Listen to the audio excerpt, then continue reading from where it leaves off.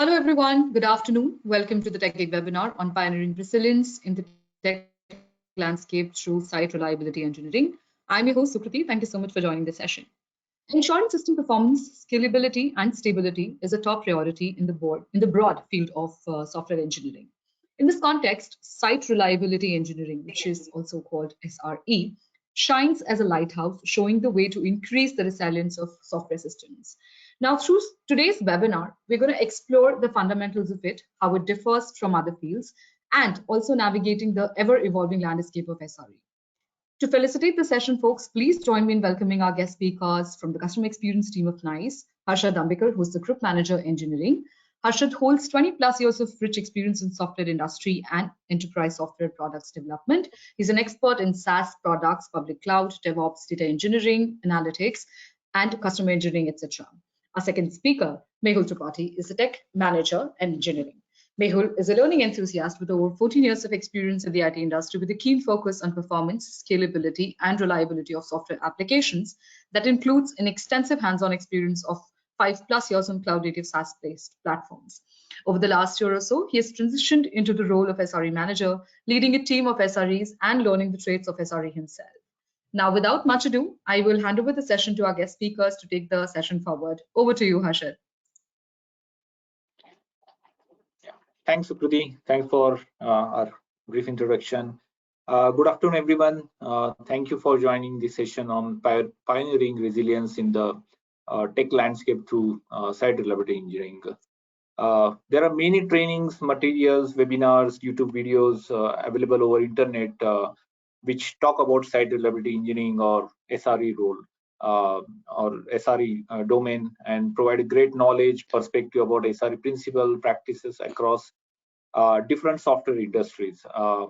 With this webinar, with this session, we would actually be more focusing on how NICE CX product has adopted and implemented SRE principles and practices, which has different flavors of software architecture like cloud native microservices and monolith application, which actually help us to achieve high resiliency. Before we go very in depth in this session, let's go through the agenda. If you can, yeah. This is our agenda for this session, and you can expect these topics from this session about some of the information very much on site reliability engineering, which primarily talking about, of course, some standard principle and practices, as well as our NICE experiences, how we have implemented in NICE CX product. We will be focusing on understanding some of the basic differences between resiliency versus reliability, what exactly these two terms are when we talk about software products, industry insight about of impact of software outages, primarily focusing on what different issues software companies, software products are facing when there are reliability issue in the product, in the infrastructure. Understanding, we will go a little bit about understanding the SRE in a nice way, how we have actually experienced, how we have understood, and how we have implemented. We'll go through. There are some of the misconceptions. There are some of the different understanding of SRE versus a different work stream like DevOps, cloud operation. We would like to actually highlight what exactly those differences we have identified, how we have to resolve in our product, in our company organizations. We'll go through little bit details about SRE principle. Again, we are putting everything on the NICE experience point of view. Challenges we have faced in our whole journey while implementing the SRE practices, how we have matured over a period of time by again following a different expertise, different experiences, learning from failures, and we will put those experiences in this presentation. And then we will have a Q&A session at the end of the session.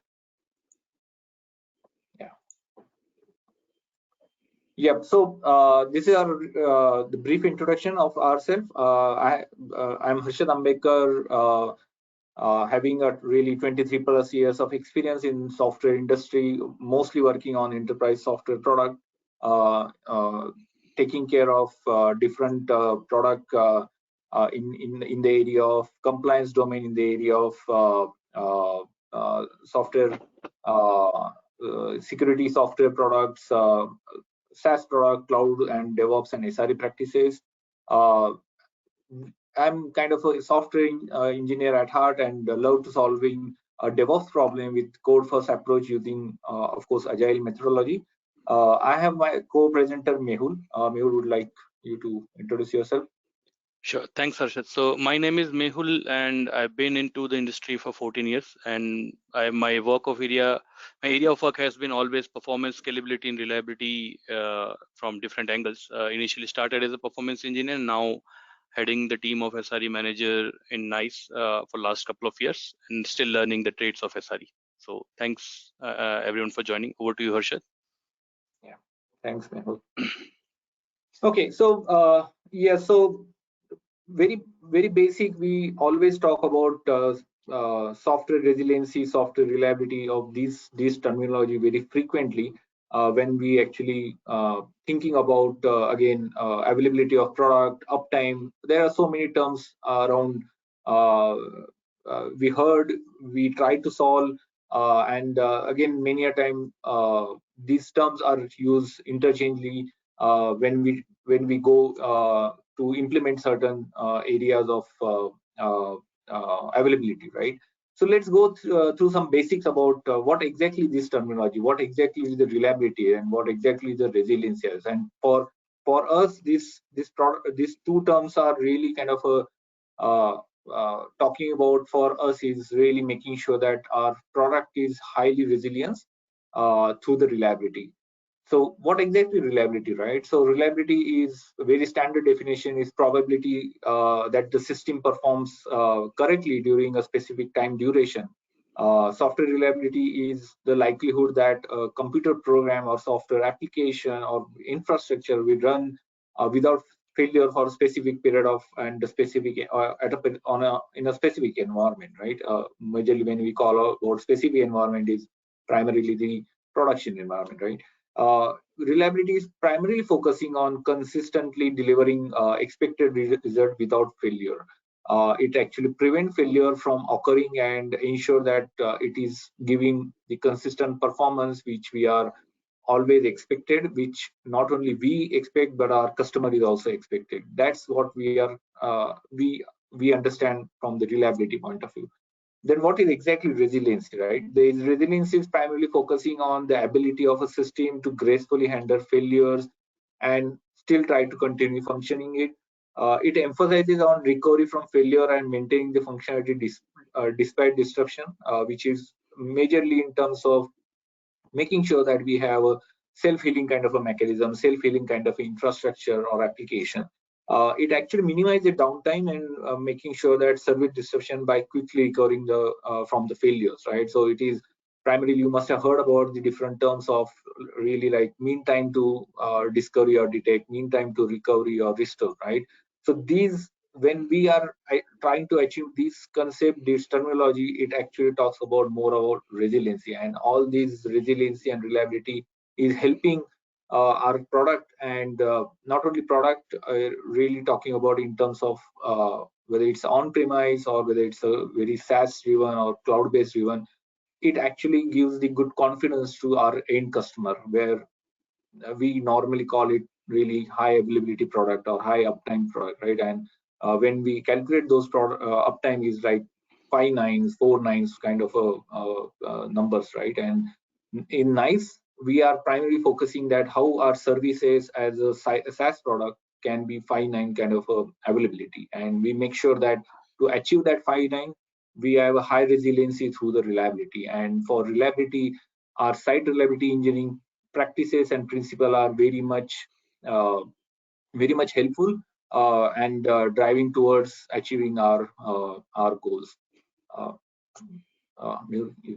Okay, so let's talk about the impact about the reliability issue in our software industry, right? I mean, we normally talk about, okay, what could be the issue if software has a reliability issue, right?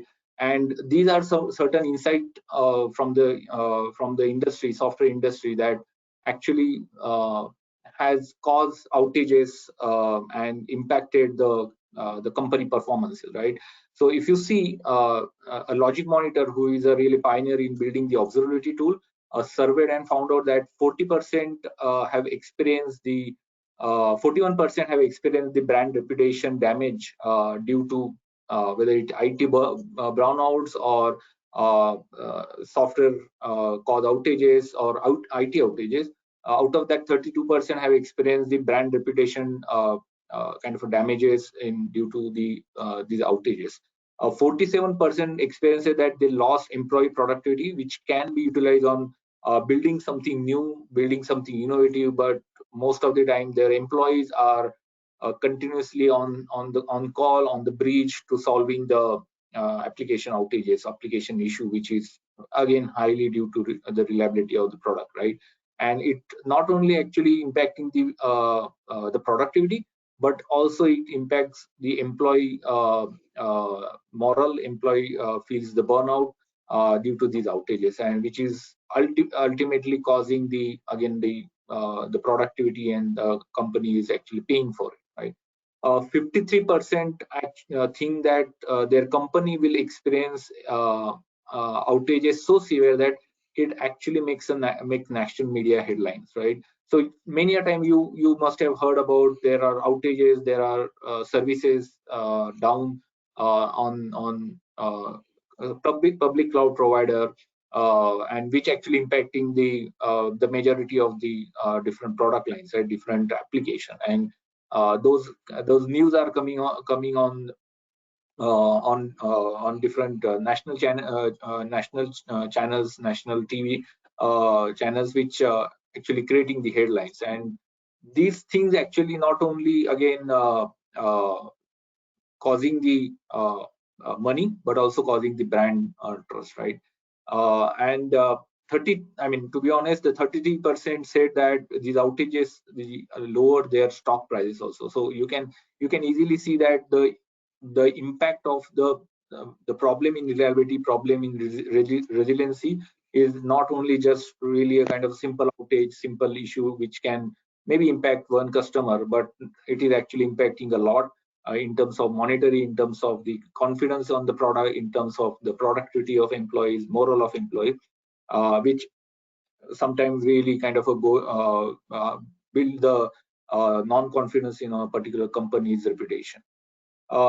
So, okay, we talk about a different problem, different concept. So, what exactly, how the SRE can solve this problem, right? And when we start to understand the SRE, the SRE is really for us. I mean, when we actually explore, okay, how we can actually start adopting the SRE, we actually dig down and finding out that how we can actually started building the SRE as a work stream, as a team, as a culture. And when we are actually in a NICE, we are trying to actually implementing, defining these principles, practices for SRE. With our exploration, with our research, we found out that it's really a new name of discipline that is already been there for last 15 to 18 years, or maybe older than that. It just evolved over time, and now we have given a formal name to the discipline and the job roles. I mean, you must have seen that there are many job role available in on the job market about site reliability engineer, right? So what is SRE, right? The way that I like to describe, and of course many industry experts, including Google, who are pioneering to deciding the really kind of a bringing the SRE into the mainstream. It is that really the collision of traditional IT role and the DevOps, right? So back in the days, in the traditional IT roles, you would think of lots of people sitting in an operation center, staring at a very large screen to observe, monitor the application or infrastructure behavior, right? When we talk about the DevOps, it is more of software delivery culture, where a development team focusing on how they can take their software delivery without being siloed from traditional operation teams, and work together to focusing on customer deliverable, right?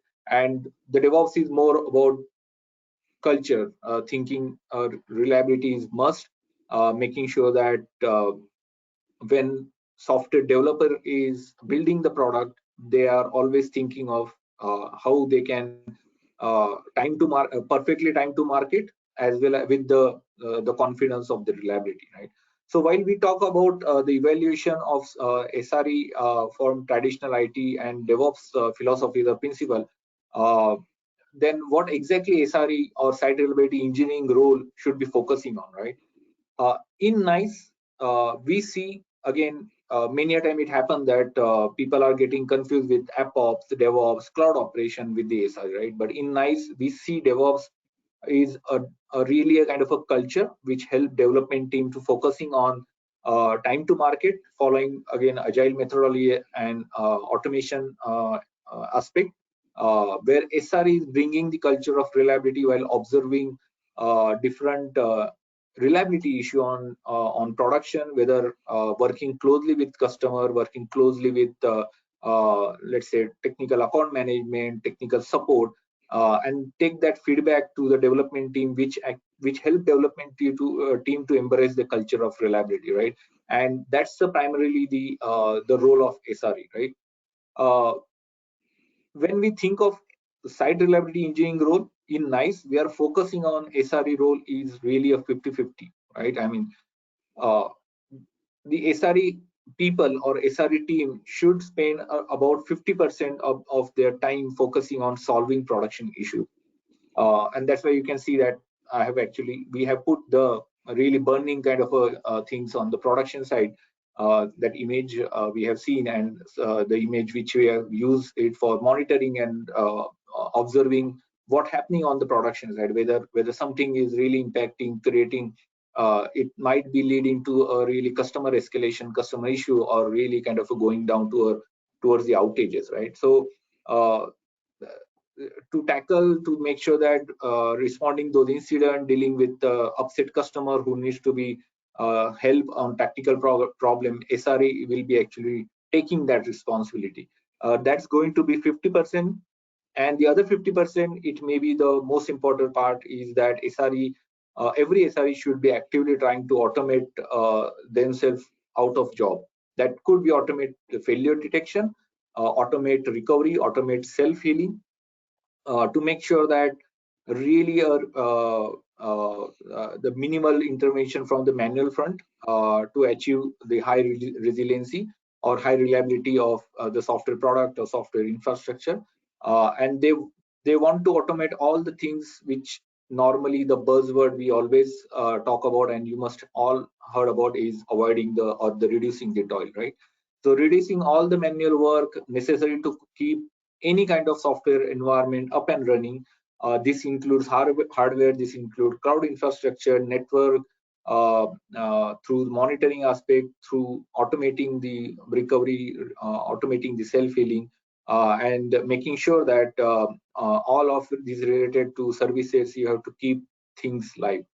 So that's the primarily, I would say, when SRE comes into picture, the 50% they are focusing on observability, monitoring, and managing the customer escalation, customer outages, and 50% they are, with these experiences, they are focusing on how they can leverage software development methodology, software development practices to automate those repetitive tasks, which can be over a period of time bring us the software MTTR, which is mean time to recover, mean time to detect, so that we won't be having a really angry customer, and we serve our customer a better product with again reliability.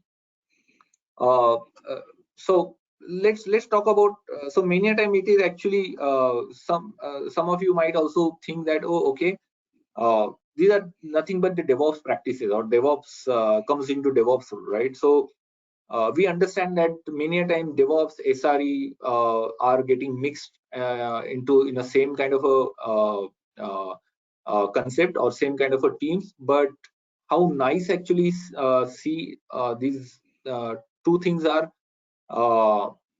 DevOps is a really kind of a culture.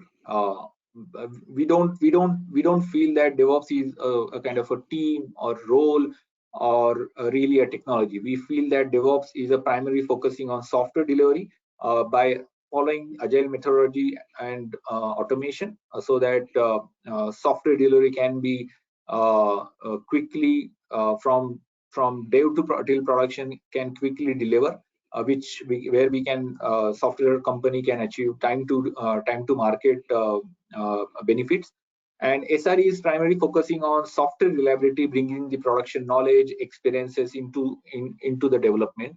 DevOps is more focusing on to removing the traditional siloed between development and operation team for software delivery, where SRE are more focusing on software reliability, scaling, uptime and availability, capacity management, and bring that experience back to software development, where then software development teams will be actually make sure that all that knowledge, all that expertise, experiences can actually take into consideration where they are architecturing, when they are building the software product, whether it is very small application or whether it's a really huge end-to-end customer facing application, like maybe uh,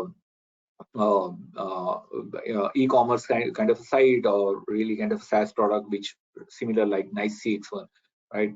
With this fundamental understanding of site reliability engineering, I would like to invite my co-presenter Mehul to guide us through our efforts to enhance the reliability in nice CX product and share our progress so far, what we have achieved with the journey of moving from really kind of a building from scratch, understanding the site reliability principle and practices, and what is our future, how we see that going ahead.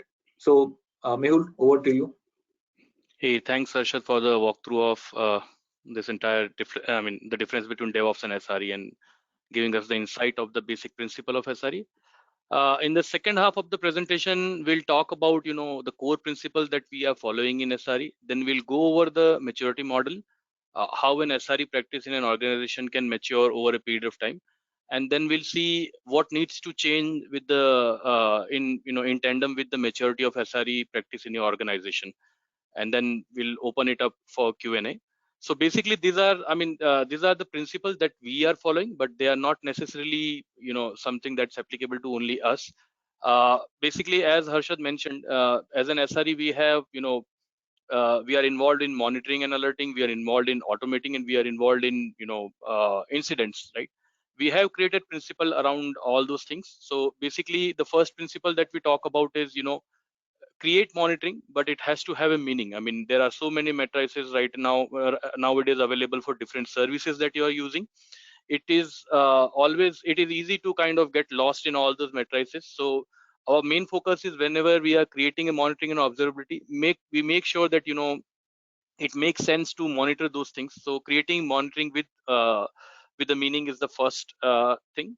The second is automation of everything. Anything that you think that's a repeated thing, or that can be or the time can be saved by automating. So we keep automation first at our mind whenever we're working on anything, be it alert, be it remediation, be it healing, be it detection, be it any mundane process of day to day in our job also. So that's the second principle that we follow. Try to see if an automation can be put in place. It can be full automation, it can be a part of the entire process that can be automated. So that's the second principle that we go by. The third is basically, you will get a lot of requests, lot of things, and you might be working on multiple things. The priority should be always given to something which is going to help maximum people reduce their effort. So basically, the third principle that we go by is reduce toil for maximum, which means try to work on something which is going to benefit or going to benefit multiple people in terms of business, in terms of effort that they are putting, in terms of criticality. So that should be that's one of the principles that we follow. Try to target the things which are going to help multiple people. And then when you are engaging as an SRE with any organization, have a defined goal. Why are you doing SRE practice? Why are you implementing SRE practice for a particular product, or application of flow? What's the outcome that is expected? So having a defined goal, what kind of uptime requirement they have, and things like that. because if you have those in place, then it becomes easy to navigate from there and create right path for the reliability. If you know what you're trying to achieve in terms of reliability, it's easy to kind of create a plan around that. And the last but not the least is making sure that you're keeping the solution as simple as possible. If it just needs a simple restart, probably there is no need to kind of create an over engineered solution to that. Just do the basic and try to make it as simple as possible, so that it's easy to maintain, it's easy to understand, and it's easy to extend. So these are the 5 principles that we go by. We go by when we are implementing, when we have been implementing SRE as a practice. Now, coming to the maturity model, your SRE practice is not going to become a fully optimized practice on the day one. If you are setting up it from the from the scratch, it's going to go through phases, and we call it SRE maturity model. And there are 4 models that we have experienced: chaotic, reactive, proactive, and managed. We'll go through each, and we'll see what are the challenges of those and how you can overcome.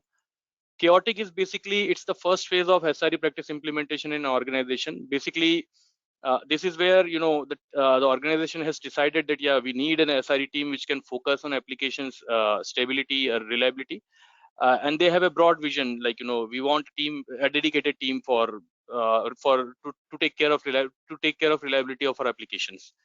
The challenges in these phases are it's a very broad, or you can say blur vision. There are multiple stakeholders who will have different experience or perception about SRE, so they'll come up with different kind of expectation, and they'll have different ideas. There'll be a lot of people giving inputs there, and there'll be a sense of uncertainty or confusion, or even at times insecurity in the people, because as we said, right, it's not something which is not happening in the organization. In most of the organization, in some or the other way, the work that SREs do keep happening. So people might have confusion as to why this new team, what different they are going to do, and it might be, there might be insecurity around that also. And at the same time, what kind of skills you should have for a SRE team is something that can be a challenge when you are creating the SRE from the scratch. And the solution is, have a very clear view about what you are going to do as an SRE, and have a phased wise approach. Don't try to boil ocean on the day one. Uh, there are there are there are very good organizations like Google, from where SRE practices have originated. Netflix, they are doing very good SRE practices. It doesn't necessarily mean what they are doing is going to suit you, not at least on the day one. So learn from them, but then don't try to imitate them on the day one, because it's probably not necessary, and not at least immediately when you're starting your practices. And create your team based on, now you have your expectation and vision clear. Create your team, try to find out what skill will you require phase by phase to achieve the expectation or goal that you are setting for this team. So set the skills and for a team formation based on that. And try to target the low hanging fruit, like setting up the practices to have a standardized alert format, or removing noise from the production in terms of noisy alerts, things like that. Now you are a little bit established as a SRE practice in your organization, and people have started knowing that there is a team who can help you with reliability. So this is where generally the model moves to. It's reactive mode, where most of the time some or the other team will come to you for their reliability related asks. It can be a simple dashboard ask, it can be creating a solution from the scratch, or it can be very complex also, because people don't have any idea about what you can do and what you should be doing. So they can come, and generally this is the challenges here are, it's mostly a request. It's actually a request response based model, where the request has come due to some incident or something that triggered engineering team to reach out to reliability. It's more of an ad hoc work generally, and there is no clarity as to what exactly is the long term vision with that. And it needs a lot of collaboration and priority setting between both the teams that are involved, the one who is requested and the one who is actually working, which is SRE. And when you progress on working on those things with the respectively, you tend to find new discoveries, which kind of gets you new dependencies also. So these are the challenges when you are reactive mode. It's more of I need this, but I'm waiting on that, and things like that. So how you can overcome these challenges are, have a set practice and model, like how to engage with SRE, what SRE will do, what should be the entry criteria, what should be the exit criteria, things like that. and have the plan and commitment both ways, from SRE and the requester. And at the same time, while you're working on the feature with them, make sure that you are advocating for embedded SRE. Basically, embedded SRE is nothing but you are asking them to have an SRE involved from the beginning, so that this kind of things can be taken care of, and SRE also has a better understanding. And while you're working on one request of such nature, make sure that you are your SRE is keeping an eye for other opportunities of making reliability better for that product and bringing it to the attention of the team, engineering team. Now, the third stage is basically proactive, where it's now SRE is very closely work in this phase. Generally, SRE very closely work with the product team, right? And the challenges there is still most of the time there'll be still mindset, the product mindset. It is difficult to change the mindset that reliability should be considered a part of feature, not something as a post feature development thing. So that challenge still remains there. And again, the commitment and balance between the reliability and feature priority by the product is something that that again remains challenge. And now your SREs are working more closely with the product, so obviously you will start seeing a little bit of scarcity of SREs, because the team would be limited. But now there are SREs who are dedicatedly working with product team hand in hand, so those kind of challenges would be there. So how you can solve this, what you can do to kind of overcome these challenges, try to start with application which has uptime, which is front facing, like login and things like that, and work with them as an embedded SRE. Have clear communication around what you need from them and what they need from you in terms of training, or roadmap. Have that very clarified, and have your 6 months or 1 year agenda clearly set up.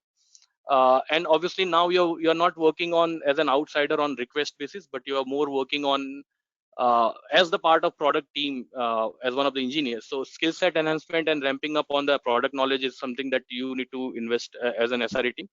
And focus of SRE should not be just working on something that can avoid the incident, or help them monitor the incident, but the focus should also be fixing the issue at the core, or maybe creating solutions which can or maybe finding the reliability observability gaps that can avoid that issue in the first place. So that's the proactive mode. And then the last is managed, which is the most efficient or ideal stage of SRE maturity model, where you are now just kind of one more person in the, or maybe reliability architect in the product. So it needs niche skill, and the only and resource scarcity, obviously, because now you are further going deep into product development, your left shift basically. And the solution is basically expansion, both vertically and horizontally, which means at the same time scaling up the people to the next level. So based on this maturity model, you can see that different things that SRE team gets involved, they can come from different places, and that's how it can be. So initial existing product, when you are setting up an SRE practice in an organization, they have to go through all the pain of being first chaotic, then reactive, then so and so forth. New product, once your SRE practices are established, probably they can directly join the SRE team's engagement as a reactive engagement or proactive. And common practices which SRE keeps setting over the period of time, once they have matured, they can directly be set in the proactive and managed mode basically. Now we talked about SRE as a practice, how SRE model matures. There are four aspects that has to kind of change over the period of time, or evolve over the period of time with the maturity of model. That's your team, process, activities, and measurement. So basically, you can start in the initial stage. You can start with the people in the organization with different backgrounds. As we keep saying that SRE in itself is not a skill, but it's an amalgamation of multiple skills. You need people with DevOps background, we need people with development background, you need people with monitoring background, and you need people with any QA background in fact. So, and there is no better place to find those people but in the organization itself, who are ready to kind of take the new challenge.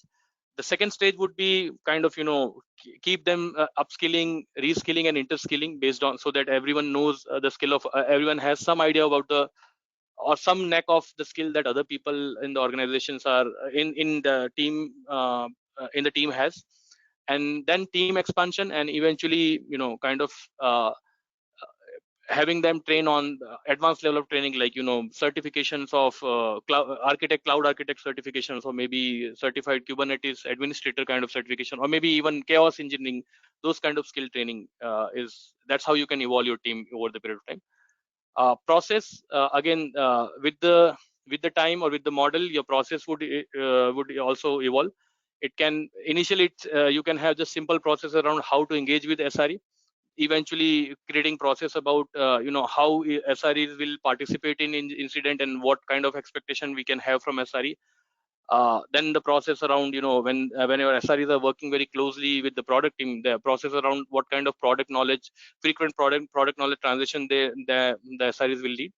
And then eventually the process around how a product should go into the production, because now your SREs have become SME. So what kind of checklist or evidence of realizability should be there for product to go into the production? So maybe that's how the processes that SREs create can evolve over a period of time with the maturity of the SRE practice and the activities, basically. So you can start with very basic monitoring and alerting, and creating SLI, SLO report in the initial stages. Then eventually you can, when you get better understanding and hands-on and skills, you can get into setting up custom observability, where you're setting up the observability inside the code, creating the automations around runbooks or repeated process.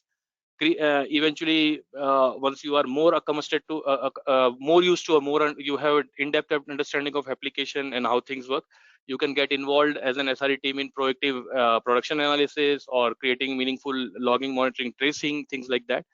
And eventually, once you are kind of SME of a reliability in the product, maybe creating the reliability feature, maybe creating something which can be used by multiple people as a feature for reliability, maybe creating circuit breakers, or creating libraries for circuit breakers or throttling and things like that.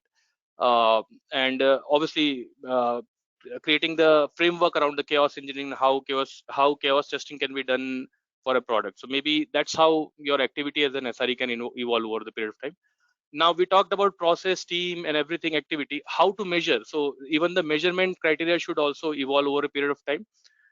Initially, when you are just working on monitoring and alerting, probably number of dashboards created or number of reports created, the kind of KPI you can have to measure the success of your team. Then eventually, when you started working on automation and incident prevention and things like that, maybe KPIs around how many automations have you created, how many incidents you have prevented through automation or through manual debugging or incident calls participation. Eventually, when you are in proactive mode, you are working more closely on the product side. How many observability gaps you have identified, how many reliability related features you have developed.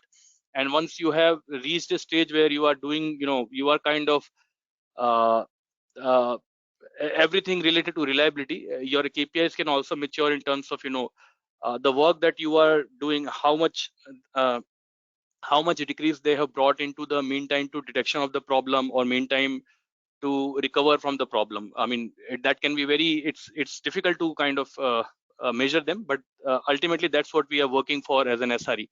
Or maybe how much improvement you have given in the MTBF, basically mean time between two failures, and due to your work. So maybe it's more broad level metrics which tells about the stability or reliability of your product.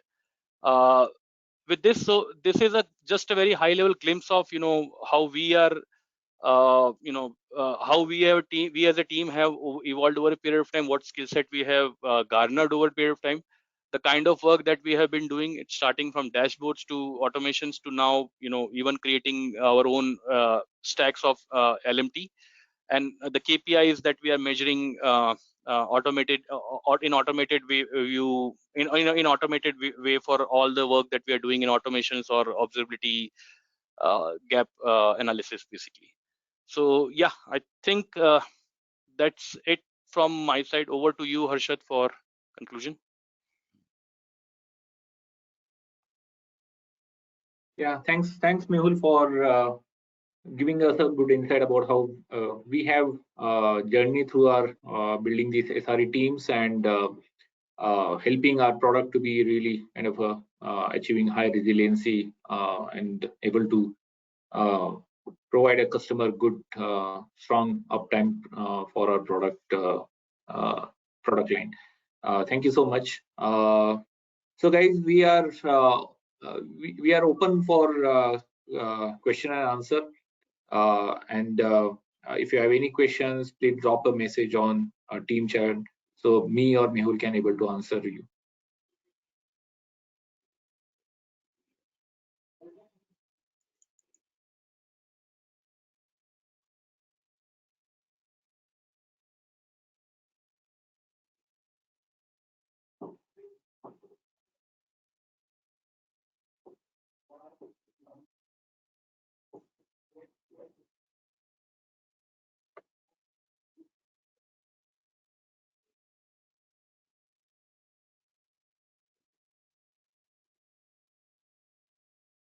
Yeah. So there is a question on can you share a self-healing example with nice SRE has achieved? So Sanjeev has asked this question. So Mehul, if you want to answer and give some of the example. Yeah, I think there are very basic self-healing kind of things that we have created, and then there are very complex also. One of the example was, I mean, and this is very basic, where a particular error comes into the log stream, which means that there is an application issue, and which means that there is a need of kind of killing that particular container in which that log is coming in, and creating a new container. So basically, in a way, if you see, this is self-healing.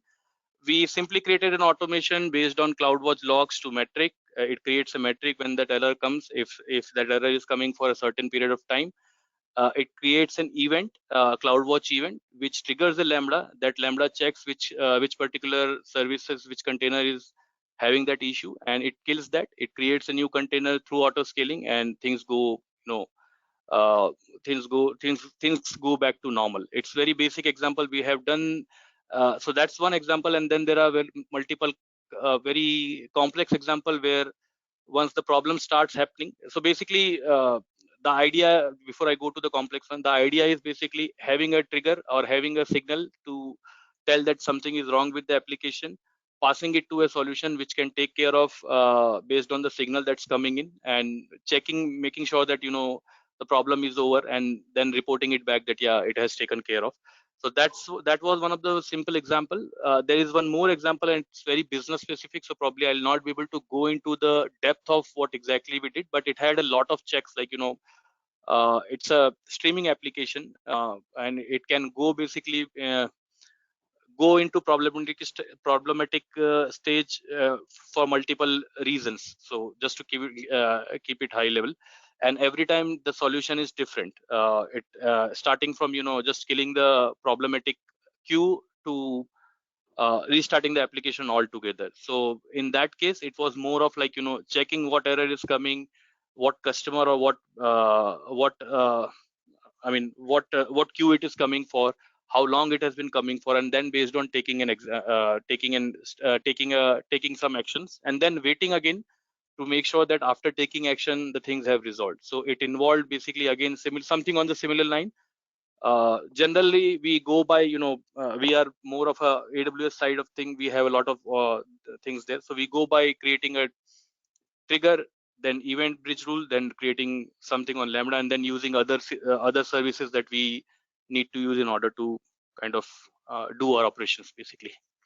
So in this case, it had multiple other things also. It has DDB for some reason, for some particular this thing. It had step functions also. So that kind, it's more about getting a trigger, or getting the right trigger, from trigger getting the problem, from problem calling the right service to take the action basically. Yeah. Thanks, Mehul. Yeah, there is another question from Tarun, is how come Splunk is used in data management? It is more of monitoring tool. Yeah, so that's true, Tarun. We are using Splunk for the more of the monitoring side, and we are using many different tools for logging and monitoring. To be honest, Splunk we are using for our more of in terms of automation logging mechanism, either for CI/CD or either from certain automation which actually tracking down how things are working, whether certain things are we are able to achieve our end result, to make sure that we are able to successfully identifying how many times our automation has runs, what are success rate ratio, and all those logging. We are using Splunk tool for that, and as well as Splunk is getting used for CI/CD logging also, which we internally call green CI, where we are making sure that our application builds, application deployments, application CI/CD pipeline is at par of certain percentage, so that we know that we are not we have a great success ratio of our build and deployment. So that's where we are using Splunk tool for it. Okay, the next question is, there are so many of product tools across platforms, so how SRE should ideally manage? I am not very clear with the question, whether it's are we talking about the product in an organization or product that SREs deal with. So let us try to answer in both ways, or if you can clarify on that, we can probably answer what exactly which tools are we talking about, which tools or product, the tools that SRE deals with.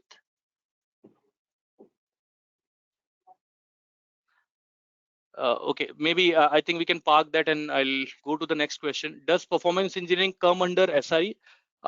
That's actually a very good question. I am myself, I've been performance engineer for last 12, my entire career before moving to SRE has been in performance engineering.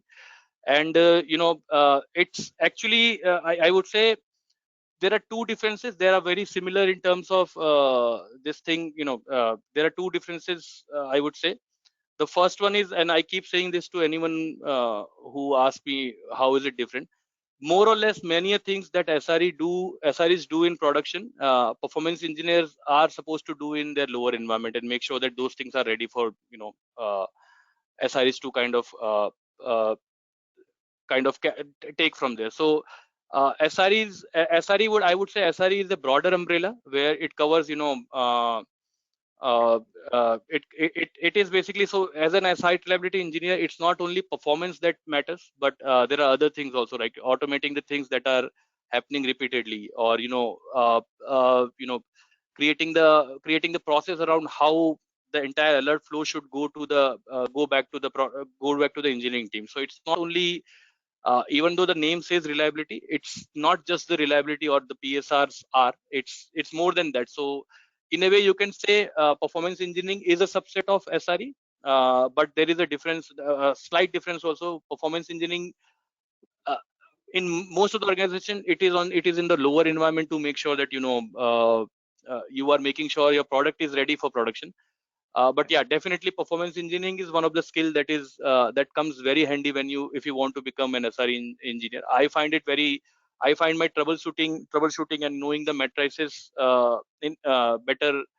I find that very helping as an SRE. So yeah, you can say performance engineering is a part of. It can be a subset of SRE depending upon your organization structure. Generally, performance engineering is SREs are at times on the operations side, right? Performance engineering is on the R&D side in many of the organizations. So maybe because of that, it might not fall into it might not fall under directly on the SRE, but yeah, it's kind of extension to that. I think yeah, sorry. Jonath has added some extra information on his question about the products.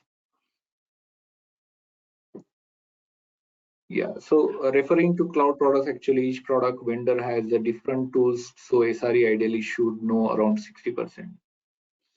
Okay, so maybe based on my experience, I would like to answer that question. Of course, I mean, there are so many different tools, different vendors available who are providing the different flavor of whether it's alerting, whether it's a monitoring, logging, telemetry. But when in NICE we are actually trying identifying what best tools for us is, again there are different criteria for it, right? Very major criteria or very major thing is the cost aspect, right? As well as the maintenance and usage aspect, the supportability aspect, right? So whenever we are trying to identify certain tools which which can be best for our reliability. These certain decision needs to be taken consideration of all these aspects. Of course, then there are different leaders, there are architects who are there to evaluate a different product who can be best suited for us. Whether it is again on-premise kind of a implementation or really cloud SaaS kind of a product which can helping us for either monitoring, or whether we are creating our own tech stack, which is maybe like open APM, right? Which maybe consist of a different tool tech stack like Grafana, Prometheus, Tempo, Jaeger, the combination of ELK stack. That can be also kind of a decision to adopt certain tool tech stack. Who can be actually managing, maintaining those tech stack? Who can make sure that it is upgrading at regular level? So these all decision needs to be happen before we choose any tool for site reliability engineering. I hope we are able to answer that question.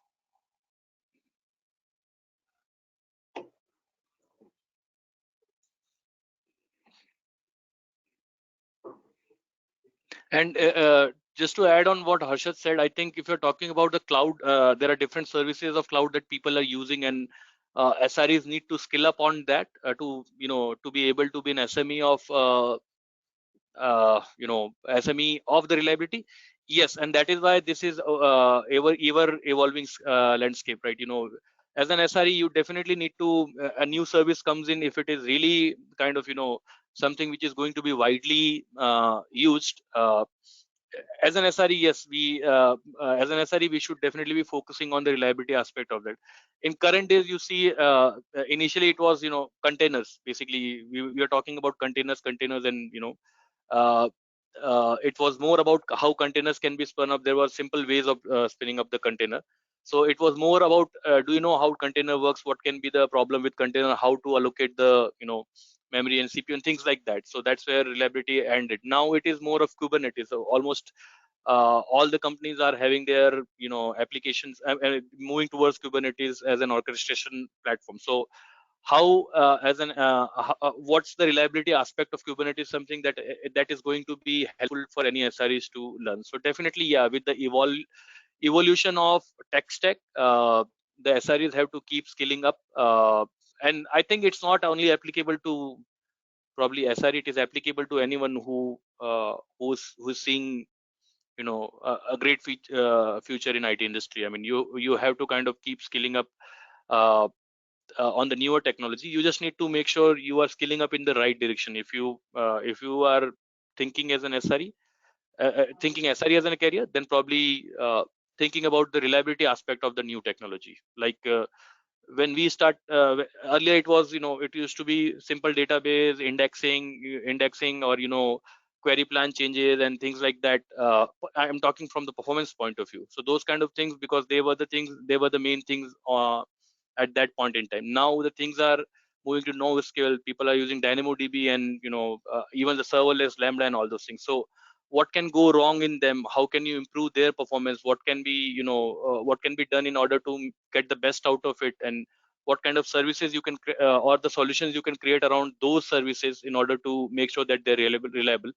In order to do that, you need to understand how those things work. So yeah, you have to kind of keep upskilling based on the tech stack for sure, but from the reliabilities point of view.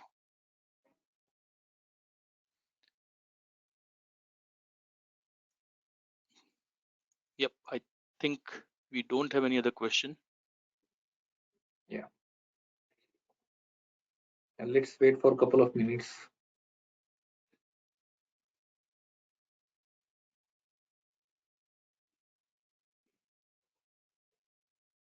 Yeah, so for organization point of view, is it safe to use AI, generative AI tools for automation self-healing?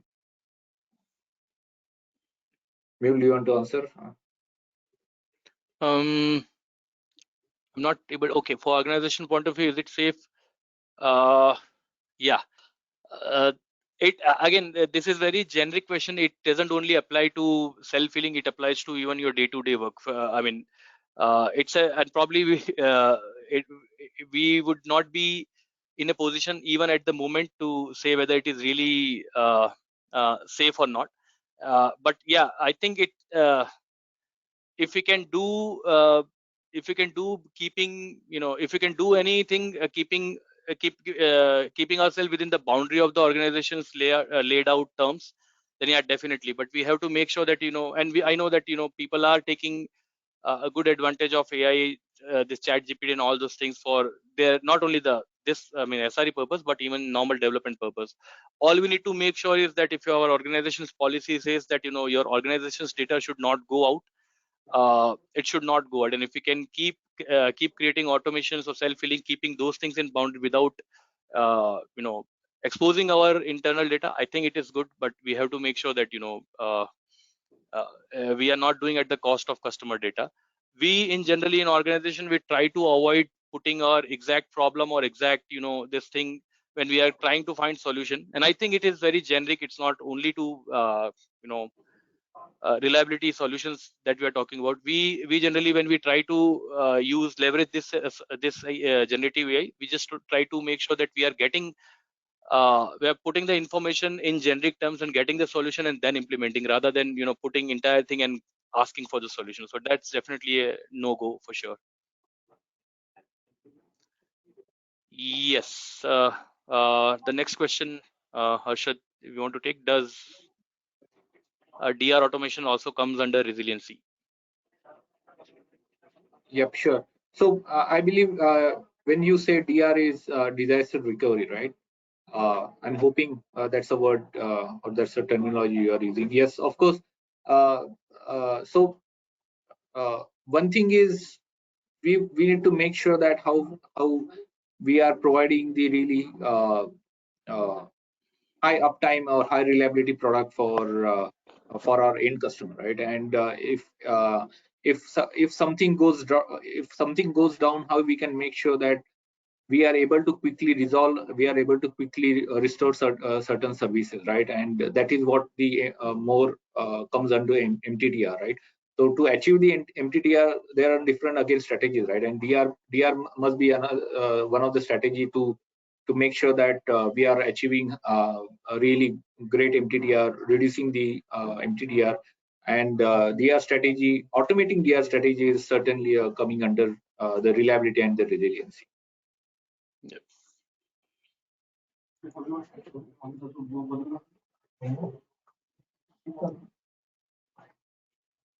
I think we missed one question in between. Yeah, how is the hierarchy of process and definitions and reference done? If you can elaborate a little bit more on what on this question, we can probably try answering.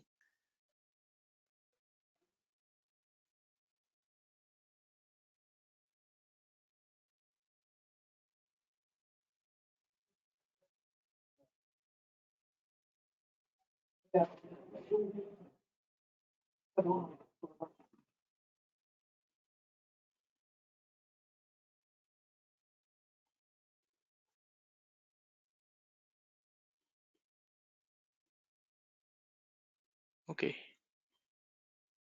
So maybe if I need to understand this question, how the hierarchy of process and definition.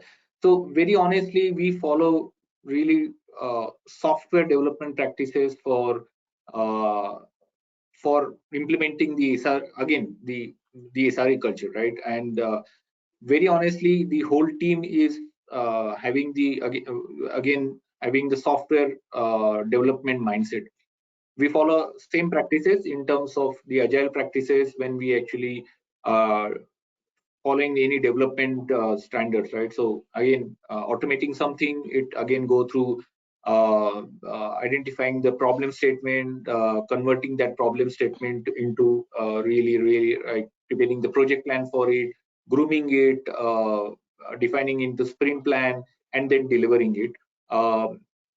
We actually also make sure that some of our customer, in terms of, let's say, whether a particular product is our product and the product manager are our customers, we actually work with them to find defining the exact use case or exact definition of done to make sure that whatever we are delivering is aligned with the end result, right? And we make sure that we have our own standards to identifying the what exactly we are trying to achieve, whether the similar kind of references in the history we have solved through the again SRE practice, through the SRE principle and practices, whether similar can be adopted for a new problem or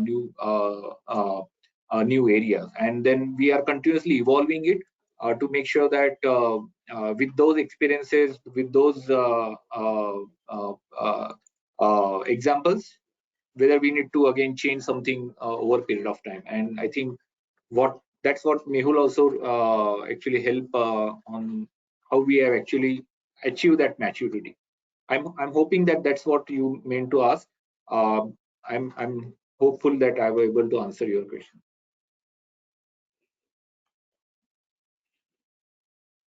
Yeah, I think we are not getting any further questions. Sukriti, over to you. Thanks, Arshad. Thanks, Mehul. I think we are also in time with the questions and both of you answering the queries of our audience today. Thank you so much for hosting this wonderful session for our audience. For those of you asking for the session, of course, we have recorded this and it will be available on the webinar page in 24 hours. So in case if you missed anything, you can get back and learn about SREs again. Mehul, Arshad, thank you so much once again for facilitating the session for TechGig. Thank you. Thank you, Sukriti. Thank you all for joining and asking a great question. Really appreciate it. Thank you all. Thank you.